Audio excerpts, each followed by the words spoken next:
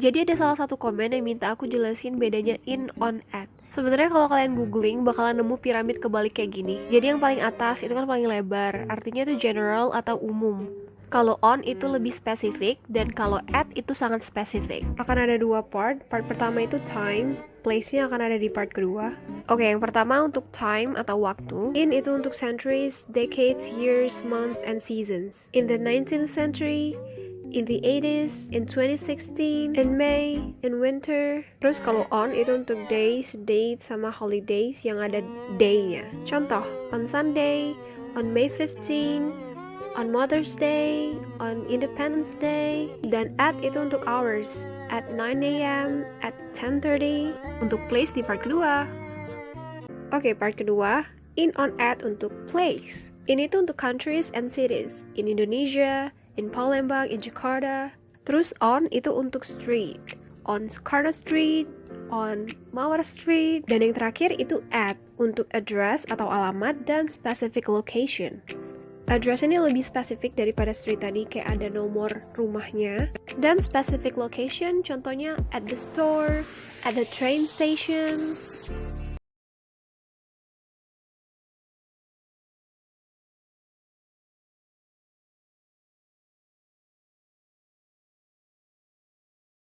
Kamu tahu nggak bedanya live sama life? BTW itu bukan mau ngegombal. Oke, jadi bedanya kalau live itu fungsinya sebagai verb atau kata kerja, sedangkan kalau life itu fungsinya sebagai noun atau kata benda. Live artinya hidup atau tinggal, dan kalau life artinya kehidupan atau nyawa. Contoh kalimat, I live in Palembang, he lives with his grandparents, I wanna live in New York. Contoh kalimat life, my life is boring, life is short, he saved my brother's life. Okay, next. Orang bilang kucing nyawanya 9. People say that cats have 9 lives atau lives. Yang benar itu lives yang A. Kata aku tadi kan nyawa bahasa Inggrisnya life. Itu kalau singular. Kalau plural atau jamak, di sini kan 9 nyawa, bukan cuma ditambahin S, tapi F-nya juga berubah jadi V. Berlaku juga untuk kata benda lain yang berakhiran V.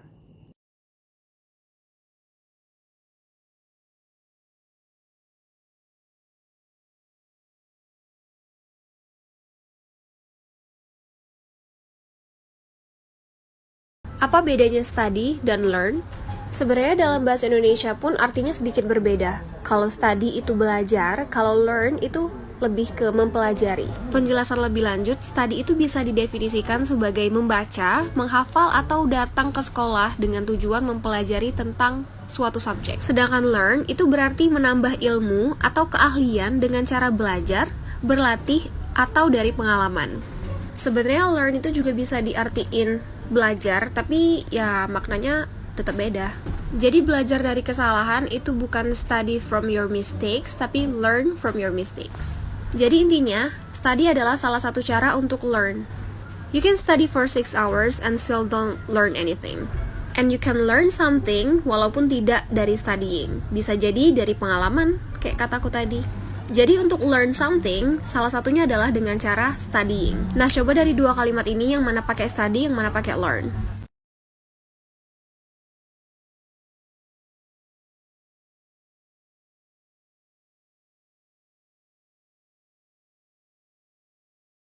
Apa sih bedanya don't have dan have no? Kalau dari artinya, don't have itu sama dengan have no, artinya tidak mempunyai. Dalam penggunaannya ada sedikit perbedaan. Kalau don't have itu umumnya untuk ngomongin physical things atau benda-benda fisik. Contohnya, I don't have a boyfriend. My sister doesn't have any skirts. Oh ya, ini pakai doesn't karena subjeknya singular, sama kayak he, she, it.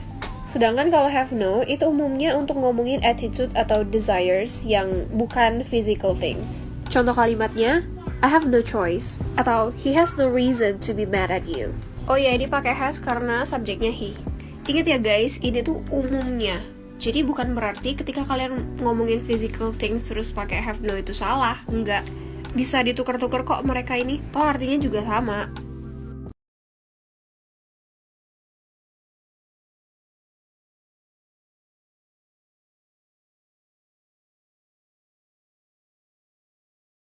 Ada yang masih bingung perbedaan say, tell, speak, dan talk? Then you should watch this. Sebenarnya makna kedua kata ini tuh nggak jauh beda. Kalau say dalam bahasa Indonesia berarti berkata atau mengatakan, sedangkan kalau tell itu memberitahu atau berkata kepada. Perbedaan paling jelas dari kedua kata ini adalah kalau tell itu harus diikuti oleh nama orang atau pronoun. Langsung aja lihat ke kalimatnya dari pertanyaan where is she going. She didn't say. She didn't tell me. I wanna say something about Icha. I wanna tell you something about Icha. Jadi kalau pakai tell itu harus ada nama orang atau kata gantinya. Kalau speak dan talk itu mereka sebenarnya sinonim, jadi artinya tuh sama, ngomong, berbicara, atau ngobrol. Penggunaannya juga nggak ada beda, jadi it's interchangeable, kalian bisa kayak tuker-tuker dalam menggunakannya. Kecuali kalau ngomongin bahasa itu cuma bisa pakai speak. I speak English, bukan I talk English.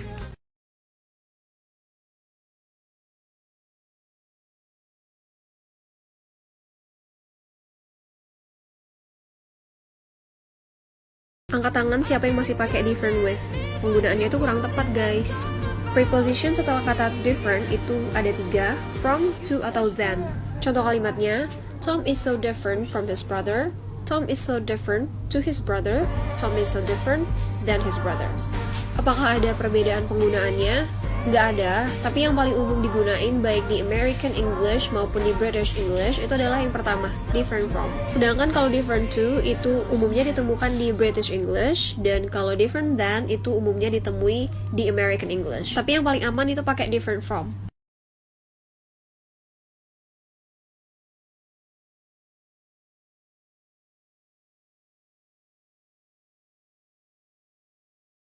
Perbedaan see, look, dan watch. See itu adalah ketika semua hal ditangkap oleh mata secara tidak sengaja, tanpa memfokuskan pandangan ke suatu objek. Contoh kalimat, we see with our eyes. I saw you at the park yesterday. Oh iya, so ini adalah verb to dari see. Kalau look itu ketika kamu fokus melihat ke satu arah atau satu objek. Contoh, look at the picture. Look at me. Look over there. Ada juga phrasal verb yang menggunakan kata look. Contohnya look for, itu artinya jadi beda, mencari, look after, merawat, dan banyak lagi. Kalau watch, itu melihat dengan fokus ke satu hal dalam waktu yang lama. Atau dalam bahasa Indonesia, kita nyebutnya menonton. Contohnya dalam kalimat, I'm watching the children playing soccer. He loves watching me doing makeup. Nah, sekarang kalian tulis di komen jawaban kalian dari 3 soal ini. Atau kalian bisa lihat ilustrasi ini.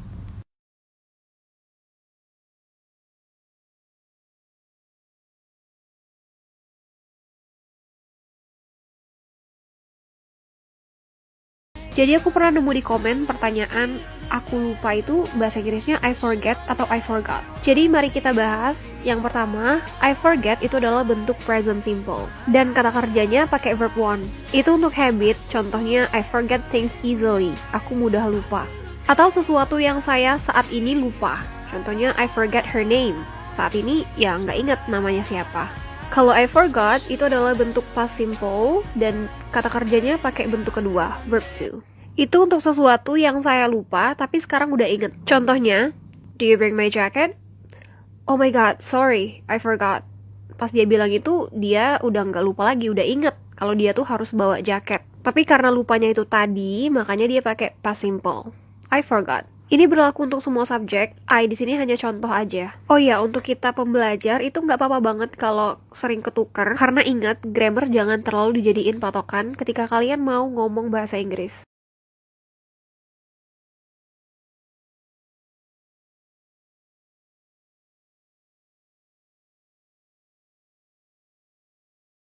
Yang benar itu it means atau it's mean sih?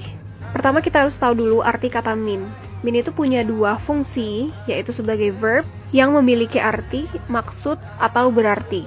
Fungsi kedua yaitu sebagai adjektif atau kata sifat yang berarti kejam atau jahat. Seperti yang mungkin kalian udah tahu, kalau misalkan predikatnya itu bukan verb, misalkan di sini adjektif itu setelah subjeknya harus ditambahin to be. Kalau di kalimat present itu to be-nya am is are. Jadi kalau kalian nulis it's mean itu artinya itu kejam atau itu jahat. Nah, kalau predikatnya itu verb, nggak perlu pakai to be. Jadi it mean, karena di sini present simple dan subjeknya it, verbnya harus ditambahin s. Jadi it means. Artinya ini. Jadi jawabannya yang benar yang mana? Ya benar semua, tergantung maksud kamu yang mana.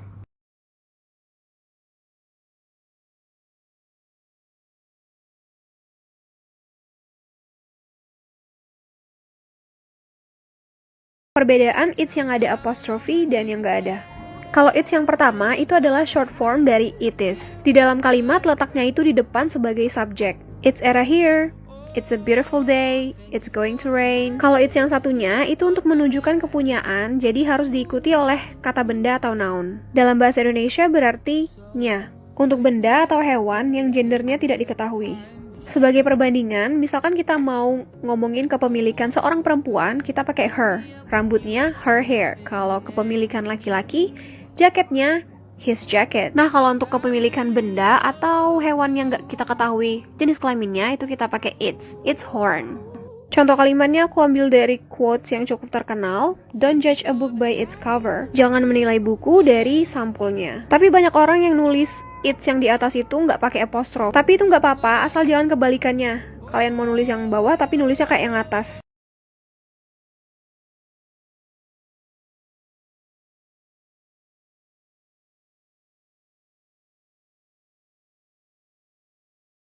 Udah tahu belum bedanya good evening dan good night? Kalau belum, artinya video ini untuk kamu. Good evening adalah sapaan formal yang artinya selamat malam. Kalau good night, night emang dalam bahasa Indonesia artinya malam. Tapi good night itu bukan selamat malam. Good night diucapkan pada akhir pembicaraan di malam hari. Ya, mirip-mirip kayak goodbye lah. Good night juga diucapkan kepada orang yang akan tidur. Atau kalau kita mau tidur juga bisa bilang good night ke orang lain, yang artinya selamat tidur. Jadi, it's not good sleep, but good night. Jadi, perbedaan yang paling jelas adalah kalau good evening itu diucapkan di awal, kalau good night diucapkan di akhir. Jadi, kalau ketemu orang di malam hari, jangan bilang good night.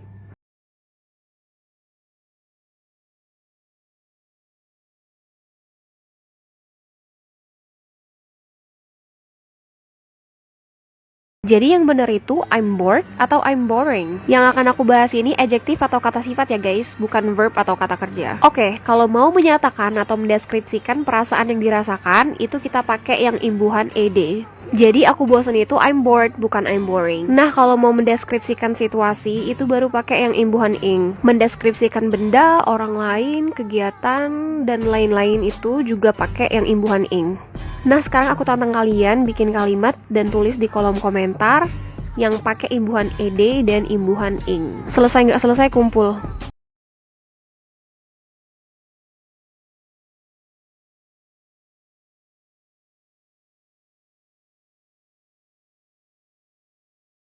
Perbedaan penggunaan must dan have to. Dalam bahasa Indonesia, mereka artinya sama, yaitu harus. Tapi penggunaannya sedikit berbeda. Untuk kita yang masih belajar ini, nggak apa-apa kok pakai keduanya untuk kata harus. Yuk langsung aja kita lihat perbedaannya. Pertama kita bahas yang must dulu. Kata must itu lebih formal daripada have to. Must digunakan ketika kamu sendiri memutuskan suatu kewajiban atau keharusan. Ini contohnya. Riders must wear helmet. Ini bisa jadi polisi yang ngomong. You must submit the homework before 10. Nah, ini yang ngomong pasti guru karena dia yang memutuskan kapan ngumpul PR. Sedangkan kalau have to itu lebih sering digunakan pada saat speaking. Dan kewajiban atau keharusan yang kita omongin itu adalah keputusan dari orang lain, bukan dari kita sendiri. Contohnya, I have to attend the meeting. Nah, kewajiban untuk datang ke meeting itu bukan keputusan dia sendiri, tapi keputusan orang lain. Bisa jadi atasannya. We have to submit the homework before 10. Nah, kalau ini yang ngomong siswanya, karena keputusan ngumpul PR itu dari gurunya, bukan dari mereka sendiri.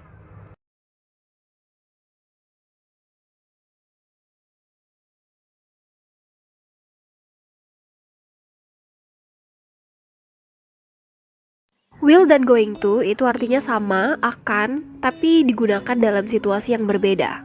Kalau will itu yang pertama pada situasi ketika kamu mengambil keputusan yang cepat pada momen itu. I'm thirsty. I think I will buy a drink. Yang kedua, janji. Don't worry. I won't tell anyone. Yang ketiga, mengancam. If you don't stop, I'll tell your mother. Selanjutnya going to, itu untuk rencana yang sudah dibuat sebelumnya. Contohnya, I'm going to visit my aunt this weekend. Yang kedua, itu untuk sesuatu yang akan segera terjadi karena sudah ada tanda-tandanya. Look at those black clouds, it is going to rain. Sedangkan untuk prediksi itu bisa menggunakan keduanya. I think it will rain tomorrow. I think it's going to rain tomorrow.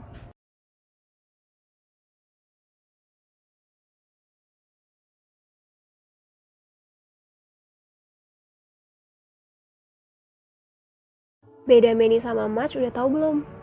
Many sama much itu artinya sama, banyak, tapi penggunaannya beda. Many itu untuk countable nouns atau kata benda yang bisa dihitung. Ini beberapa contoh kalimatnya. I have many friends. There are too many people. My niece owns so many dolls. Di sini countable nouns-nya ada friends, people, dolls. Jadi mereka ini bisa dihitung. 1 boneka, 3 orang, 5 teman. Terus yang much itu artinya sama aja, banyak, tapi untuk uncountable nouns atau kata benda yang tidak bisa dihitung. Contoh kalimatnya, you drank so much water. I don't have much money. The salt is too much. Kak, kenapa uang termasuk uncountable nouns padahal dia bisa dihitung? Ya, dia bisa dihitung, tapi dia nggak bisa dihitung secara satuan. Bukan 1 uang, 2 uang, 3 uang kan? Nggak ada juga kan 1 air, 2 air, 1 garam. Makanya mereka disebut uncountable nouns. Coba sebutin countable dan uncountable noun di sekitar kalian.